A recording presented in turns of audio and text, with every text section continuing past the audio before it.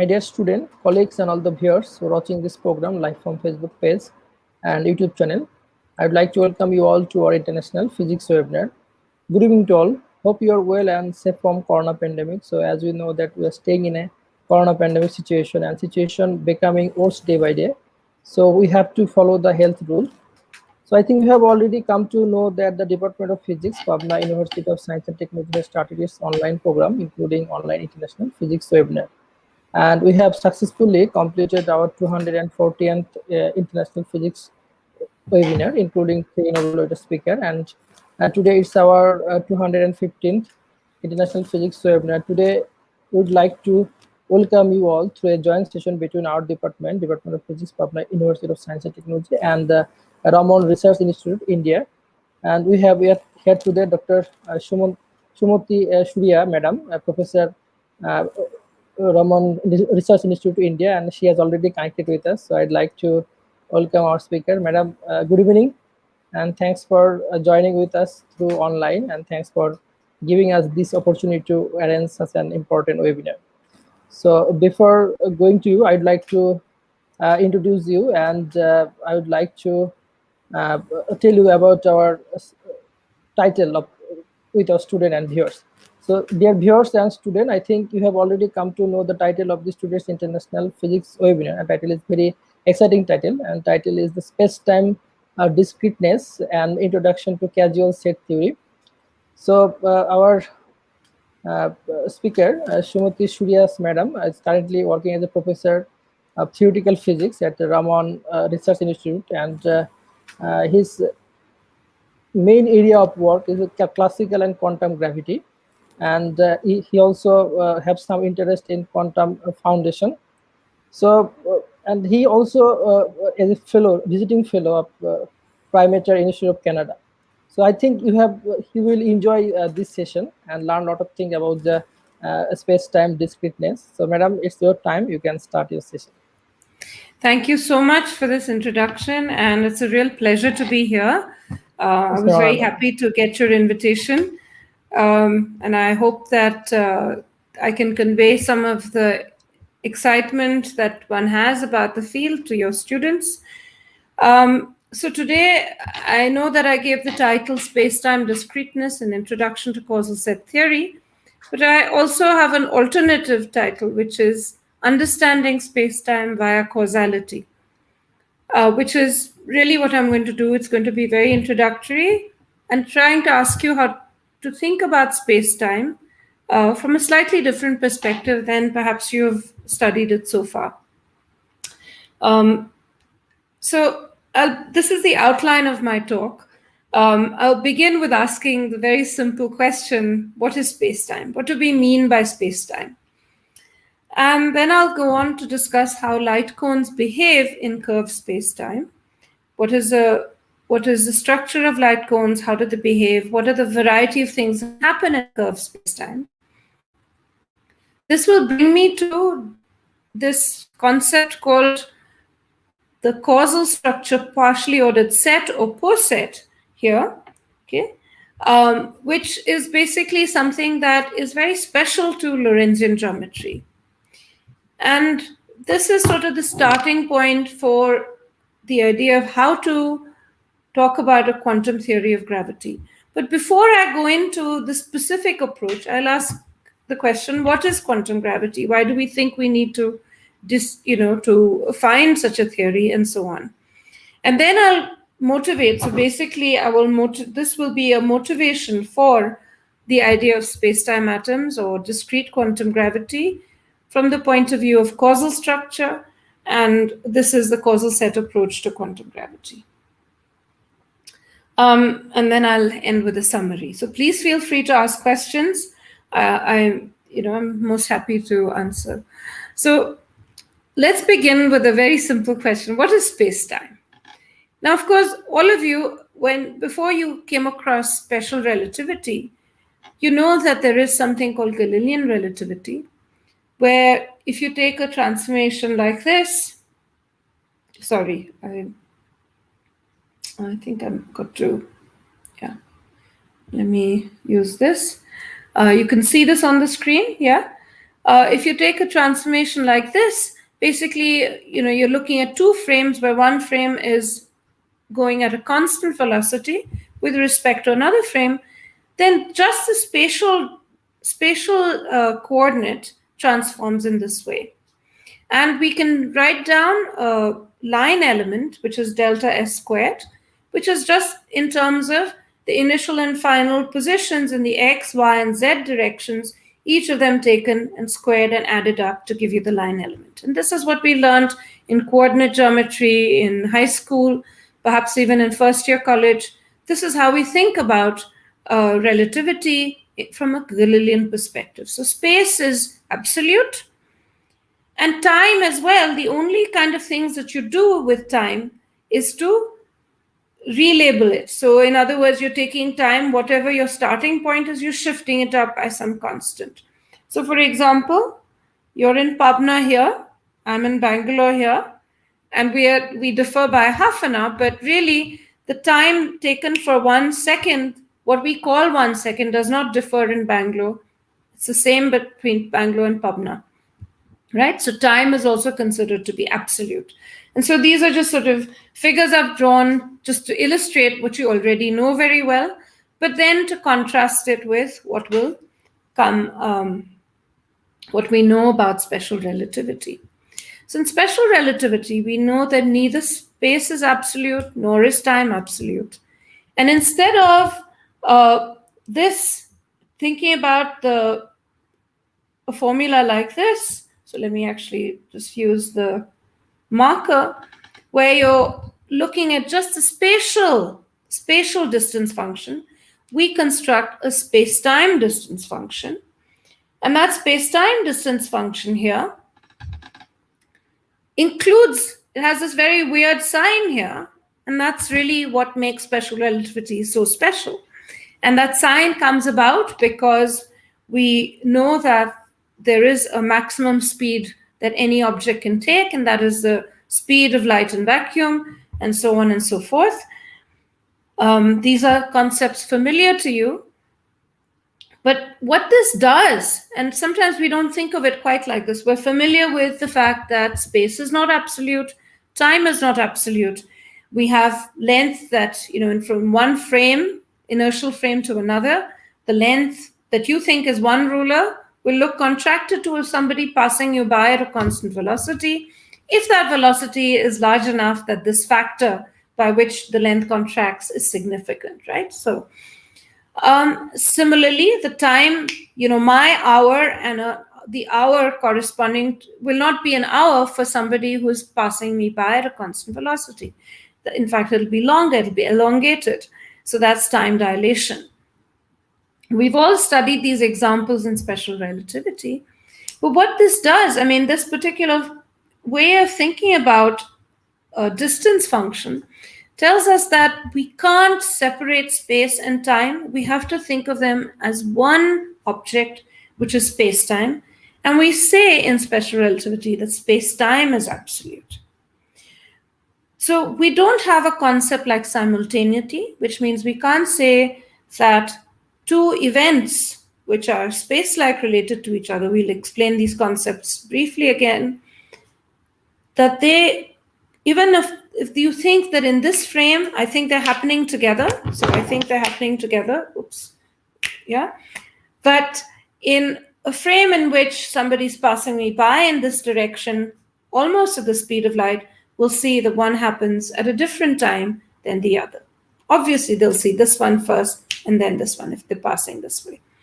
So we know this simultaneity is not absolute, but what is still there, even though you space and time is all mixed up, is this idea and notion of causality. And that's something to keep in mind and to take with us along as we go along today. So as I said, the funny thing about this distance function is that you have really this minus sign coming in there. And when people first encountered it, when, Einstein first proposed this idea and people started to think about distance, they thought, this isn't a real distance function. Why isn't it a real distance function? Because it's not positive definite. So in particular, Suppose I looked at a space-like distance like this between these 2 points here, and I've got it, they're at the same coordinate time. Okay, in this frame, they're at the same time. And I say x1 minus x2, x2 and x1, and I just say that that's the only distance that I need to, that's, I'm measuring that distance at the same time in this particular frame. Then that distance function that I have, because if you remember, it is basically minus delta t squared, right? And so this means that this distance function, because this part here is now going to vanish, you only have this part left. So it's positive. So it's like the distance that you're used to, which we measure with rulers. It's a positive quantity. It is always positive when the 2 points are separated. Okay, so it's a good distance function from this perspective. But then we also have the possibility, and here let me go back, that this part is 0, right? So I'm looking at T1 and T2, right? And I'm looking at the difference in time there. And in that case, this part is 0 and the distance is in fact negative. And what could that mean? It's a distance squared, which is negative. So distance is somehow imaginary. So it's a very weird kind of distance. In particular, it means that in between, when this part here, this part here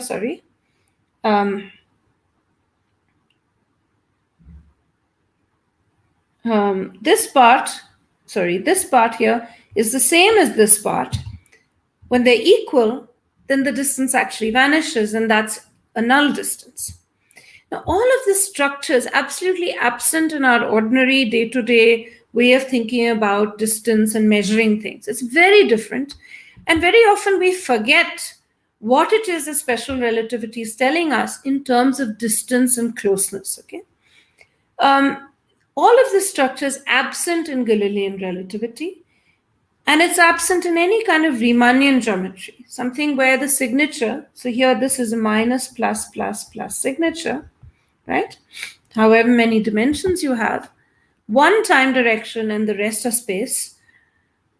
If you don't have that signature, if you have just everything to be positive, then you're not going to have such a light cone structure either. Importantly, in flat spacetime, this distance function, this distance between 2 point events, is invariant under Poincare transformations. Okay. So what we have then at every point is a structure, and here I'm still talking about just flat spacetime. This is just special relativity, where my metric is a very simple metric. It's minus dt squared, and so I've written it here. This is my differential version of what I wrote earlier. And in this case, I can draw these light cones at every point. And what I see and notice here is that those light cones encode the idea of causality in a very specific sense. So here I have the null direction. So these are null directions, and it's a cone that forms. It's a cone to the past here and a cone to the future. So you have the past light cone, you have the future light cone associated with every point P. Okay? And now you can say for every point P, I have this future light cone, I have the past light cone, and I can now assign, I know that I have things that are to the future and so on. I can look at the structure of relationships, okay? And that relationship is defined in the following way. What I've drawn here is a future-directed time-like curve passing through P, okay? It starts off, and sorry, there should not be that's a past-directed one passing in the other direction. There really should not be an arrow at the end. I'm sorry about that. But really speaking, you just want one that's a future-directed time-like curve. Sorry, and this one I intended to be the past-directed one. But what I'm going to be interested in is the arrow of time that this has. There's an arrow of time But I don't want to talk about it in terms of a time coordinate, because I know that under this t is not an absolute quantity. Time itself is not an absolute quantity. So I want to be able to talk about an arrow of time to encode the idea of causality without using these coordinates. Any inertial system should have this property. Okay? So in fact, any inertial system, these light cones do not change under a Poincare transformation. This is very important, okay? Because, like I said, the distance function does not change under a Poincare transformation. So now let's look at the structure that we have. We have a point P, and I've scattered a few points around it. And I can say all of this in a very wordsy way, which is, let's look at this point R, and of course it has a light cone also, okay? Yeah, I can't draw it here, but you can understand it has a light cone which is to its future. And I can say that R can send a time-like signal to PQS, but it cannot send anything to W. It cannot even send a null signal or a light-like signal to W. It cannot send a time-like signal to W. What do I mean by a time-like signal? These future-directed time-like curves are ones where at every point the tangent TA is such that in my signature, okay, is strictly less than 0. Okay, the tangent to the curve at every point, if I draw a tangent at every point, that tangent will be such that if I write eta AB, TA, TB, and this is eta is the metric, this is less than 0. And that makes it a time-like curve. When it's 0, then it's a null curve. Okay. So here I can write down all the possible relations. P can send a time-like signal to Q, a null signal to S, because S is on the light cone of P. So this is out here. That distance between P and S is 0, as we've seen. And so it can send a light-like signal there, and it can send a time-like signal to Q. It cannot send a signal backward to R, and it absolutely cannot send a signal to W because W is space-like to it. There is no way to send anything which has any physical information that can be encoded, neither through a time-like signal nor a null signal. And similarly, because S is really way at the top here, it can't send signals to any of these. So one way of thinking about all this, you can keep writing all this very complicated relationship, is just to say, well, there's obviously some ordering that's going on. There's an order relation here. Let's extract what that order relation could be. And this was something that, in fact, was axiomatized by Kronheimer and Penrose back in 1967, where they said, well, let's just think about space-time in much more abstract terms. Let's just think of it as a set of points with order relations on it, which is not how we normally think of space-time. We think of it as a manifold and so on and so forth. And this is what I'm going to try to suggest, is that this is one way of thinking about it. And you have three relations. You have the causality relations. That means it's either time-like or it's null. You have the chronology relation, which is that it's only time-like. And you have the horismos relation, which is that it's only null. Okay. So we can use these two and make a more complicated relationship like this. Or we can use a much simpler one and just use the causality condition to just encode all the relations that we have. All that complicated thing that we wrote earlier here is all simplified by these few relations here, which just says that these are the only relations there are, and therefore W, for example, which I've not even included in this figure, but is not even in the set because it's unrelated to all of these points. What is important here, as you can see, is that R is related to P. Okay. P is related to Q. Okay. And so you see that R itself through P is related to Q. Understand? So there is a transitivity that's there in the light cone structure. It's because the light cones are nested one inside the other. Pretam, is everything okay? All going Yes, well? yes, Okay, great. yes. Okay.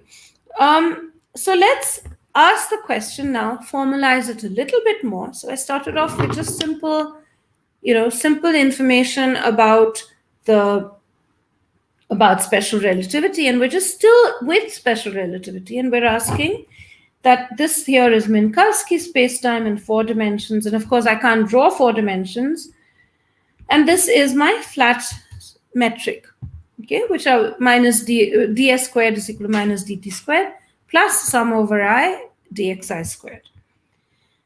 And what I notice when I look at that ordering, which Penrose and Kronheimer had sort of, this order relation, you can see immediately something happens. That even in flat spacetime, there's a structure that I can deduce from this. What I notice are the following 3 things about the continuum. One is that if x is before y, in other words, I'm sending a signal from x to y, I cannot send a signal back from y to x. There is a directionality, okay? That's not allowed, okay? So if in fact you can do it, then really x and y are the same element. This is what we call acyclicity, okay, here. Another thing, because of this nested property, so the light cone of y is nested inside, the future light cone is nested inside the light cone of x, because y is to the future of x. So this light cones are nested one inside each other, and that means that if x precedes y and y precedes z, then x is also, sorry, I shouldn't draw it inside, but basically that x is to the past of z. So this condition, the fact that light cones are nested one inside the other, is a condition of transitivity. What we also have in the continuum is a third thing, which has to do with the fact that it is the continuum, which is that for every x and y that are related to each other, so x is before y. So this, by the way, this thing is what I will call preceding, okay? It's a preceding relationship. And it means that there's some other one, w for example, which is in between x and y. So that means that x precedes w precedes y. So this is a feature of the continuum. And you will see that this is a one feature that we will drop subsequently. So now let's, of course, all I've been talking about is special relativity, and we know that space-time is not, in general, flat. We have to talk about curvature of space-time and so on and so forth. And M is some arbitrary manifold, and GAB is a Lorentzian, I shouldn't say space-time. I didn't mean to write manifold. There's a Lorentzian space-time. And what I have is then a general line element of this sort. And an example of this, which some of you might have seen already, is Schwarzschild spacetime. That's just an example of a static spacetime, which, however, has very complicated, very interesting structures to it. Now, importantly, in a generic curve spacetime, the metric or the line element is not invariant under Poincare transformations. But the geometry, what is true is that the geometry, unless there's some symmetry, the metric is not invariant. When there's symmetries, then the metric is invariant. In the case of the Schwarzschild metric, if you take t going to t plus some constant, then the metric will remain invariant. So it's a static spacetime. It doesn't care which time you choose. So that's the symmetry of the spacetime. But generically, there are no symmetries. I mean, a spacetime need not have any symmetries, any global symmetries. But nevertheless, there is this thing that we call diffeomorphism invariance, which has to do with the fact that geometry doesn't care about the choice of coordinates. Okay, so there's a coordinate invariance in the way in which we want to look at general relativity. Okay. Now let's ask the question: how do light cones behave in general relativity? Okay, we were talking just about flat spacetime, where you can draw these straight lines and so on and so forth in Minkowski spacetime. In case some of you haven't ever done that, Please go home and enjoy yourselves drawing light cones in flat spacetime. And asking yourselves, what does it mean to have zero distance between you and something that has sent you a signal from very far back in the past? But in any case, when you come to general relativity, you have to be a little bit more careful. The interesting thing is that even though there's a curved space-time and so on and so forth, because of the principle of equivalence, it tells you that locally, space-time is locally flat, okay? Which means that the tangent space in which these light cones can be defined is in fact the same as in flat space-time. So in every local patch, you can map it onto Minkowski spacetime for any spacetime. Locally, you can always do that. So there are light cones locally that you can assign to every point in the tangent space. Okay. But what happens here? So local tangent space is the same as that of Minkowski spacetime, just locally. But the curvature affects how the light cones are going to move around. So even though locally they look like this, because of curvature, they're not going to be just straight, as they are in Minkowski spacetime. They get character. They get very interesting character. And this is actually a study of something called causal, spacetime causal structure. And this is something that people like Penrose, studying these things as how he studied the singularity, eventually studied the singularity theorem, Hawking, and many others who spent a lot of time trying to understand this causal structure. And this causal structure is basically telling you how these light cones wobble around in a curved manifold, okay? And what's very interesting is that light cones can tip over quite stunningly. An example of that is black holes, where we know that if you follow the trajectory of an infalling observer here, this is a collapsing star and a singularity is formed, and you have an event horizon, which is this reddish pinkish surface that's been drawn.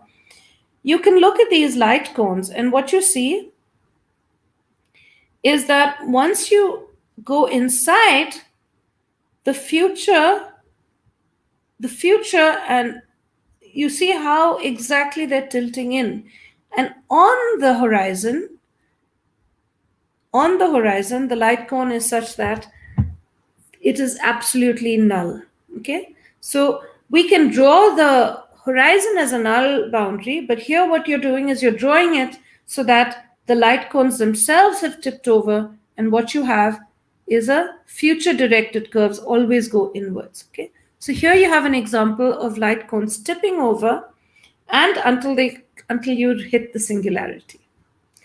Another very interesting phenomena, which also happens in, even on curved with light on curved surfaces, something that you can observe on the surface of water, is the formation of caustics. So again, there's curvature there, and the light cone in fact folds into itself in this way. So there's a whole lot of very interesting behavior of light cones, and studying this carefully can be very fascinating. Of course, it could tip over, things could tip over so badly, the light cones could tip over so badly that you end up having time machines. So here you can see that somebody is going up like this, and in the future, and then before you know it, the future has become the past. So you can send a signal back to your own self in the past. And that would not be what we said earlier, which was, the fact that we have an acyclic condition would be violated there. And you see precisely this being an issue, because you violated a principle which we felt was sacred in special relativity, which is that of causality. All of quantum field theory requires us to have causal behavior. So now we can ask for a general spacetime. Can we construct a causal structure poset? So the problem, like I said, is this kind of behavior when things tip over too much. So when there's too much tipping over, okay, the light cones become tipsy, they tip over, and then you suddenly have closed time-like curves. And so the first condition that you wanted is no longer satisfied, that of acyclicity. But it is still true that you have transitivity, and it is still true that the other condition of the continuum, which is that there's always a point in between any 2 points which are related to each other. So then one can ask, well, what should we do? All these possibilities exist. Suddenly you have the possibility that in general relativity you can violate causality. Does that make sense? From very many different perspectives, physical perspectives, one might imagine that we do need an extra principle, and that's a principle of causality. If you take just general relativity, you take it's just a local field equation. You have the geometry on one side and you have matter on the other side. But it's a local field equation. At every point, this equation has to be satisfied. It doesn't tell you about global conditions. But the violation of causality is happening globally. It's not locally. It's not happening locally. It's happening because of some overall large-scale structure which causes things to tip over, the light cones to tip over. So the local field equations, Einstein's general relativity, cannot impose, the equations don't impose this extra condition of causality. So you have to decide whether that's an important feature of your theory or not. And like I said, there are many reasons to believe that it is. And so we define this idea of principle of causality, and you could say, well, cause precedes effect. The cause corresponds to the past light cone, the effect is in the future light cone, and there are no closed causal curves. Okay, and here's an example that I've drawn of the Gödel spacetime, which basically is a solution of Einstein's equation but has closed time-like curves.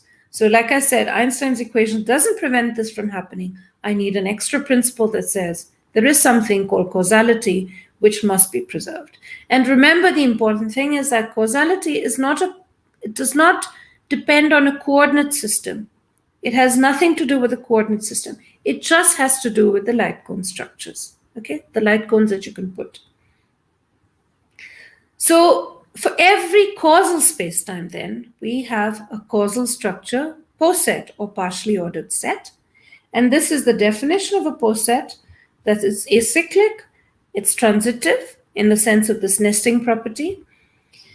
And the funny thing is that if you took another signature, of course it's not there in Riemannian signature where all the signs are plus, but even if you had two minus signs, and here of course I can't draw the fourth direction, but this means that I have two time directions, t1 and t2, and you can immediately see that the past and the future, there's no such thing as past and future, they run into each other. Okay, there's a continuum. So there's no past and future, and so there's no ordering of events. The reason we call this a partial order is because not all elements are ordered. If you have something outside of the light cone, like this point W that we had earlier, right, this point here, it's not related to P at all, right? So it's completely outside of the light cone, and so there's no ordering between that. So that's the reason why we call it a partial order. It's not a total order. Another feature that is there is that under conformal transformations, okay, by this I mean, somehow something happened, I think, okay. Oops. Okay. Under conformal transformations, that is, if I take an overall, if I consider a metric which is related to the original metric by an overall transformation, then, okay, there is a question for me. Should I answer them now? You can discuss later, madam. Okay, you can fine. discuss later. Okay. Okay. So under conformal transformations, which is this, basically the causal structure goes over to itself. Sorry, I keep doing this. Okay, the causal structure is not changed. In other words, light cones remain the same. And this is actually very interesting. Uh, oh, so this was a mistake. I'm sorry, that was a typo. The question that you want to ask is, okay, let's just take this causal structure poset and ask how much information is contained in it. When I say causal structure poset, I just mean this as a set and this is a relation. Okay, there's no more information on it.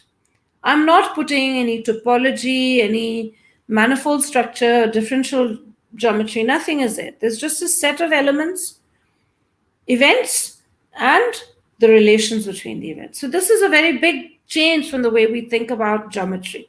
Okay? But many people ask this question, how essential is this causal structure? We know that it's not there in Riemannian geometry, nor any other signature. So what is special about it? And people investigated this over several years. Earlier work of Zeeman, which said how much information it actually contains in Minkowski spacetime.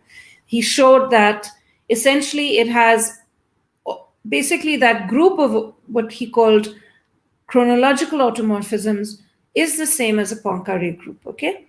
But all of this resulted in this very important theorem due to Hawking, King, McCarthy, and Malamud, which says that if two spacetimes are two different spacetimes are such that their causal structure is the same, okay? And one way of saying it, which is what the theorem says, in a formal way, is that there exists a bijection between the two causal structures. Then those two spacetimes are in fact conformally related. So one way of thinking about this, I don't want to dwell on the formal aspects of this theorem, is that essentially, as Finkelstein said in 1969, even before this theorem, but people had begun to understand that this was something that was special about Lorentzian geometry, is that if you just take the causal structure poset, it basically, the only thing missing is an overall factor, and that's a scalar. So if you think about it, like the metric in 4 dimensions has 10 degrees of freedom, it's like taking away 1 degree of freedom. So basically the causal structure is 9/10 of the metric. So we can think of writing and you can think of spacetime as really being causal structure plus this volume element, which you have to add on. Okay? And this is where I'll leave you right now. We'll come back to this in a little bit. And now ask the question, okay, there's special relativity, there's general relativity. Why do we need anything like quantum gravity at all? And of course, it is because we believe that everything is essentially quantum in nature, and that when we look at the Einstein equations, and we know the matter is quantized, we know that's a successful theory of successful quantum theory. You can't have an equation marrying a classical object with a quantum object. Okay, so it's an essential tension, if you like. We also know that just sort of playing with the constants, fundamental constants of nature, there is something that seems to be special about the Planck scale. And we expect there to be new phenomena there. But apart from that, we also have many puzzles in general relativity. There are singularities, Big Bang singularity, black hole singularity. We don't know what happens here. We know that the curvature becomes very, very large, so large that we can't even think of it anymore in classical terms. In the sense of a manifold, we don't know what happens there. We also have these puzzles of black hole physics. One is black hole thermodynamics, the other is information loss. So general relativity is not in that strictest sense a complete theory. And we feel that in order to understand these aspects, in order to understand, for example, the Big Bang singularity, what's exactly happening in the early universe, you do need to look at gravity that is also quantized. So I should actually ask, how many minutes do I have left? Could you tell me? Sorry, okay. Um, all right, so I think maybe I will wind up in about 10 minutes, 10 or 15 minutes. So there are Yeah, many 15 minutes. candidates for quantum gravity. Yeah, so Pretam, is there, Yes, do you, 15 minutes, madam. 15 minutes 15 is minutes. fine? Yes, Okay, great. yes. So I think I should finish well within that. So there are many candidates for quantum gravity. We have string theory, we have causal dynamical triangulation, spin forms, loop quantum gravity, several others. And then we also have this approach, which is not known to many people, which is causal set theory. So what I'll try to do is to tell you from all the stuff that I've talked about right now, what is the takeoff point for this theory? Okay, and that's all I'll be able to do. So anyone interested, we can, you can contact me for more literature and so on.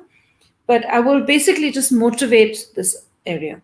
So the question of what is space-time is in some sense, is one way of looking at spacetime has been provided by the Hawking King McCarthy Malaman theorem, which tells me that I can think of spacetime as being split up into the causal structure as well as the volume element. Okay, so one of the things that Penrose and Kronheimer said, and this is a very interesting statement, is that it is to why do you want to axiomatize a causal structure is so that we can go beyond the manifold. We can try to think of things in which that causal structure is somehow discretized in a fundamental way.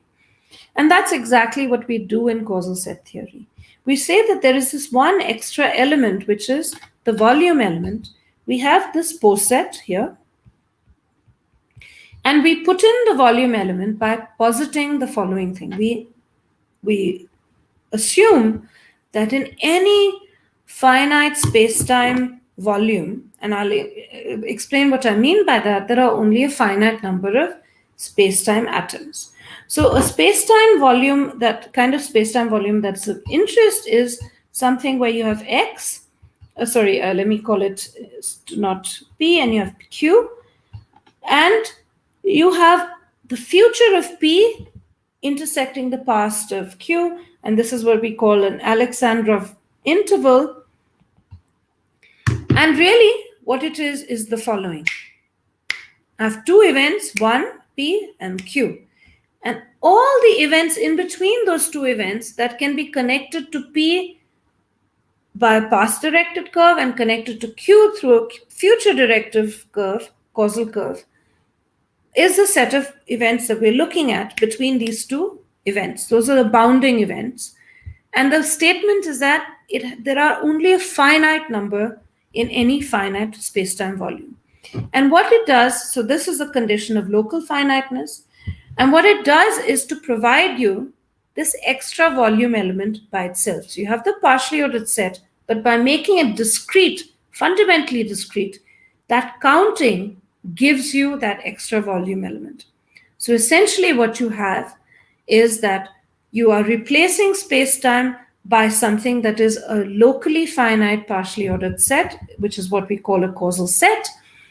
And we have our slogan which says the order relation corresponds to causal ordering and number corresponds to volume, and this gives us back space-time, of course, only in an approximate sense, because not the full continuum is relevant. Okay? Let me try to explain to you what I mean by that. We want the fine-grained structure of space-time, so continuum space-times, actually the fine-grained structure is that of a causal set or an ensemble of causal sets. It's really like looking at water and saying, okay, it looks like a continuum, but we know at the heart of it, if I really look hard, I will find water molecules. And that discrete substructure is what I have. Okay. Important to the approach is also the continuum approximation. If we try to discretize some space-time in a regular way, and here's an example of Lorentzian, of just 2D Minkowski space-time, and I still want to make a number to volume correspondence. I basically take order, I want causal structure, number to volume. Then I can do the first thing, but I can't do the second thing, because when I do a boost, when I have this box here, this black box here, containing so many elements in it, once I do a boost, it becomes completely empty of those elements. So I can't do a number to volume correspondence. The only way to do it is via a random lattice, and that is via a Poisson distribution. Along with this, we have, interestingly, even though it's a discrete theory, you have Lorentz invariance, okay? But what you have, what you give up with discreteness and Lorentz invariance is that you get something called non-locality, which means that it's not lack of causality. Causality is still satisfied, but non-locality tells me that whatever I have in Minkowski spacetime, for example, every point like this will have an infinite number of nearest neighbors. And here again, as an exercise, I want you to remember that, in special relativity, these invariant hyperbolae, what we call invariant hyperbolae, are all the nearest neighbors. So if I say my nearest neighbor has to be this distance away, okay, this proper time distance away, all of these people, or anything on that hyperboloid is as close as this guy here too. So if this is P and this is Q, any R on that hyperboloid is equally close from the perspective of the distance function. So what is causal set theory? Just very quickly, we have to study three aspects of it. This is how we like to study it. We first ask the question, well, we've thrown away the continuum and we've just got this discrete causal set, this locally finite partially ordered set. And that's supposed to contain all the important information that we have in the manifold. How is that possible? And so the idea is to extract from just order relations, order theoretical relations, as well as this counting arguments, information about the geometry. And this is a program that we've done extensively over the last 20, 25 years. And we have a whole library of things that, of results. The dynamics is, of course, very challenging, as it is in every quantum theory of gravity. And we have explored different ways of thinking about the dynamics. What I've drawn on the right is an example of what is called a sequential growth dynamics, where you grow a causal set element by element in a way that's causal. Importantly, there's phenomenology. In particular, there's phenomenology, which is, it's a very simple part. It comes out very simply from the theory that if you think of just an uncertainty relationship between the cosmological constant and volume, then the fluctuation or the uncertainty in the cosmological constant can be calculated via this Poisson process in a very simple way. And this was a prediction that Sorkin made in 1987. It gives you exactly the value that was observed. And there are other kinds of phenomenology. So in the last couple of minutes, I will just give you a flavor of the kinds of things we do, just to give you a sense of how these counting arguments work. And that is, let's ask the question, what is flat space in flat spacetime, Minkowski spacetime? Let's look at time like distance and ask, how can I do this in the causal set? Now, in a causal set, let's say that I have point P, and rather here I've used the term X and Y. So let's stick to that, X and Y. And this is just in 2 dimensions so that you can just see it. And I'm going to describe all possible chains. So here's a chain that, that connects up and goes all the way to Y. And this one in the middle here, which is very zigzaggy, and one which I can draw like this. And all of these are chains because every element there is related to all other elements, okay? So it's a totally ordered set. It's a sequence of points that you can construct. And this has been obtained from a Poisson distribution, Poisson sprinkling into Minkowski spacetime, a region of Minkowski spacetime. So we define chains like that, and I'll define a length of the chain to be the number of elements in between, okay?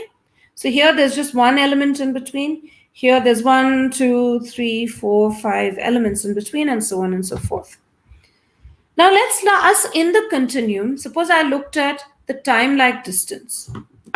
Unlike spatial distance, right? Spatial distance on a curved surface, geodesics, I think, I'm going to minimize lengths. But in curved space, in space-time, proper time is always maximized. Okay?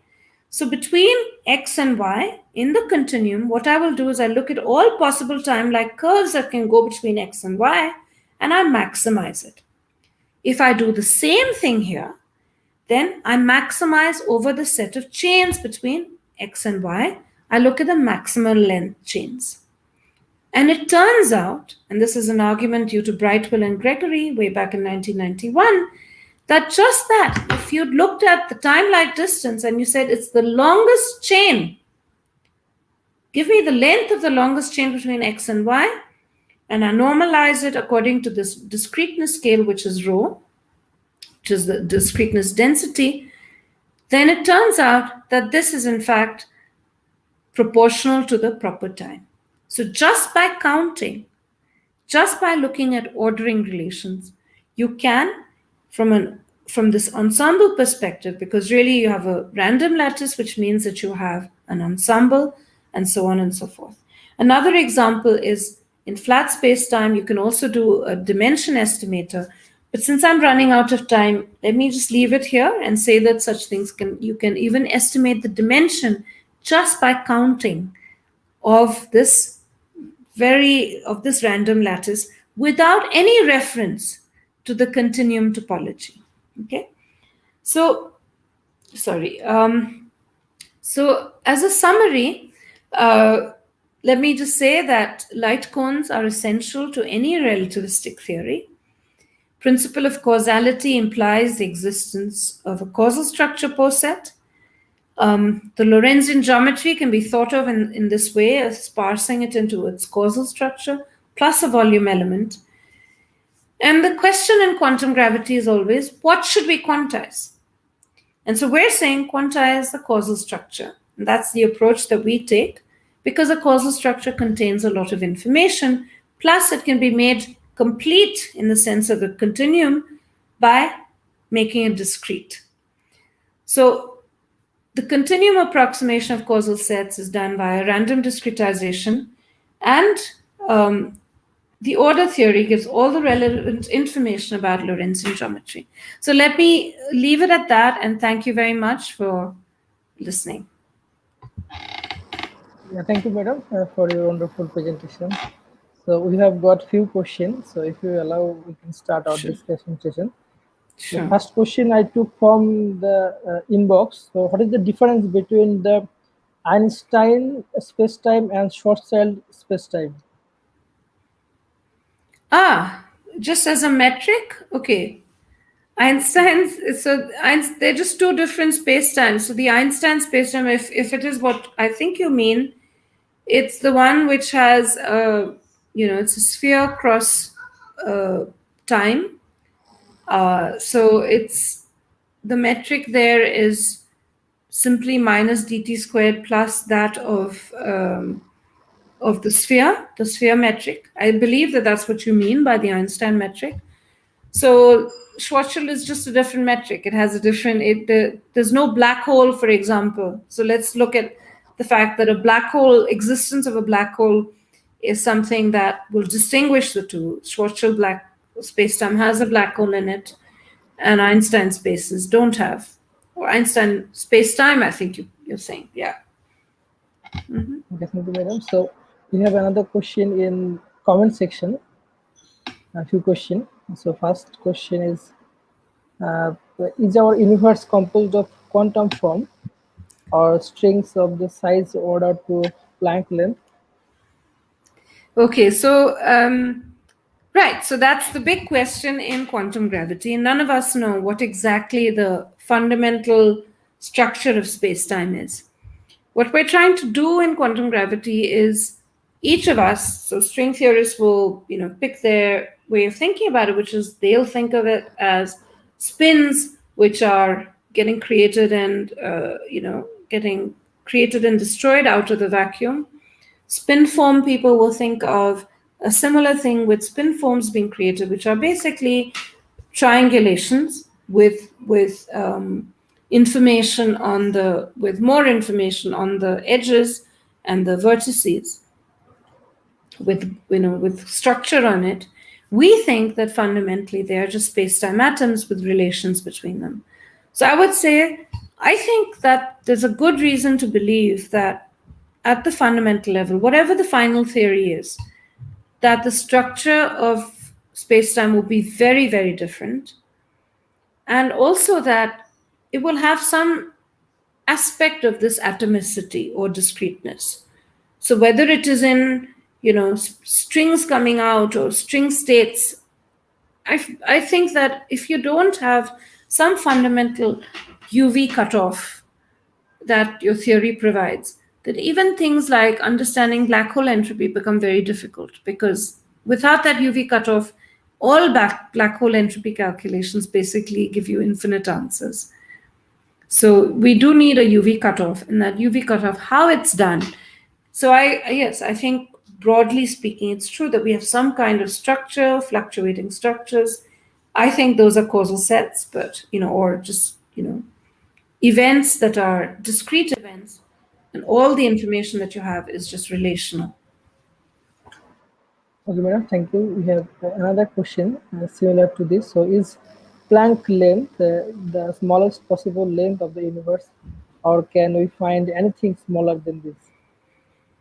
So, I mean, when we talk about the Planck length, it's an idea that we have. If you take the constants of nature as we know them, we throw them together, we just get these things popping out. Now, what exactly the fundamental scale is at which physics, is what is the fundamental cutoff, is something that we can only know when we have the full theory. We think it should be in the ballpark of Planck's scale. Now, of course, there are theories where, so having said that, there are theories where people will say that, there's things called T-dualities in string theory where people actually say that, well, you map on things that are in that regime which is below the Planck scale to things that are above, okay? Or you can say, well, there is a fundamental cutoff, which is what we do in, say, in causal sets, but what that particular scale of cutoff, do we have to put it by hand? Or is it something that's emergent? Is something that depends on whether we have that full theory of quantum gravity, and nobody has it yet, whatever they say, right? I mean, we don't have that theory to tell us what that scale will be. We will be worried with things like trans-Planckian effects, which are there in black hole evaporation, things to do, even in inflationary scenarios, trans-Planckian, where things that are very, very much smaller than Planck scale are suddenly, go into the infrared. So there's this UV to infrared thing that's happening. So that disturbs us because we feel that physics should be either inaccessible or somehow be screened off in some way, okay? So it is true that at some level we think that there shouldn't be at least from the causal set perspective, there is a fundamental cutoff, so nothing below that cutoff. There's no meaning to a continuum below that cutoff. It's like molecules in water. You can't go to the molecular level and say, what is there between? There is nothing between. There's just molecules. That's it, right? So similar to that. Thanks for the question. Yeah, thank you. We have another question. So, what is the strong energy condition? Should it be the obey for the matter energy momentum tensor? Well, strong energy condition is very strong. So you basically say, I believe that, now you're putting me on the spot, but I think that essentially you say that you have to, your stress energy tensor, when it's, TAB with UAUB, has to be strictly greater than 0. And perhaps there's one more condition which I'm forgetting now. But it's a very strong condition, so you're not, in fact, it's known that different kinds of matter don't, in fact, obey it. Typically, what you would like to have are much weaker conditions. In particular, you'd like to have things that are average conditions. So if you take a curve and you look at, the, so let me see if I can, if you look at TAB and you take UA, UB, where U is tangent vector to any curve, to that curve, and you look at that scalar that you produce, you want that scalar, it doesn't have to be at every point positive, but you require that when you integrate it over, say, a null curve or a time-lag curve, you'd like that to be positive. So you allow for local fluctuations, but not for global violations of the condition. And so many of the theorems in singularity theorems and so on, basically have weakened. You can do things much more with this very much more weak energy conditions. And there have been some very interesting results recently where people have talked about how quantum fields as well, because quantum fields are known to violate energy conditions, right? Because you can have negative energies in quantum field theory. So the question that most people say is, so what use are singularity theorems? But if you prove it in a much more general way, then, which is what people have done recently, then these energy conditions, the strong energy condition is literally too strong. And yeah, there's also trace condition, but I'm forgetting it. Sorry.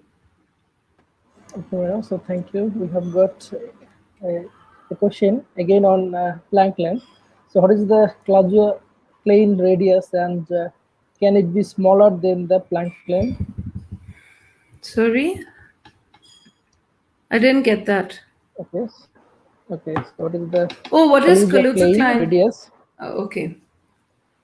So Kaluza-Klein radius, so the idea of Kaluza and Klein was to say all geometry is also matter. Okay, so it's a very beautiful idea. It doesn't work in its entirety, but the idea is to say that instead of looking at just Minkowski space and then putting gauge fields on it, say electromagnetism, you put in an internal, like an extra degree, extra dimension, which is now compactified. So you put in a circle. At every point, you put in a circle. And that, when you look at the metric, the full metric, then you can, in the four-dimensional, when you reduce it to 4 dimensions, it looks like you have a gauge field. Now, the question, of course, is as you increase dimension, all these coupling, like the gravitational constant changes, right? Because we know that the 1 over r squared law changes with dimension. So always the question is, what does dimension do to the Planck scale? And so that's a good example, in fact, of why, do we take this particular value literally, right? This Planck distance of 10 to the minus 35, do we take it literally, or do we say, well, it's a dimension dependent thing, it's something else? And if your theory has extra dimensions in it, not large extra dimensions is a wholly different thing, but small, compact dimensions, then how do things change? And how does a Planck scale get modified by that? And so, yes, I think that if you think that there's a fundamentally discrete cutoff, then any continuum version, like including Kaluza-Klein, should be larger than that cutoff. That's all I will say. But Madam, thank you. So we have another question. So does anti-de Sitter space-time carry causal structure? right, causal structure. So anti-de Sitter spacetime is it's basically a static spacetime, okay? And unlike, say, Minkowski spacetime or Schwarzschild, at least the outer part of Schwarzschild, it is a spacetime that is not what is called globally hyperbolic, because stuff can come in from the boundary. It has a time-like boundary. So, you have to put in boundary conditions and so on. But in all other respects, it is definitely it's a static spacetime. So it's strictly causal. It satisfies causality. which means you can't have looping around. Okay, no, light cones don't tip around and do something funny. It's a static spacetime. So although it has certain different global causality properties than Minkowski spacetime or even Schwarzschild, it is completely within the paradigm that I said, which is that for every causal spacetime, you have a causal structure. So definitely it has a causal structure. Madam, thank you. So we have another question. Should all the asymptotic flat spacetime be conformly flat? If not, what is the region? Should all the asymptotic So spacetime be? if you said that, then you would basically say that Schwarzschild has to be asymptotically, has to be conformally flat. Conformal flat is one class of spacetimes.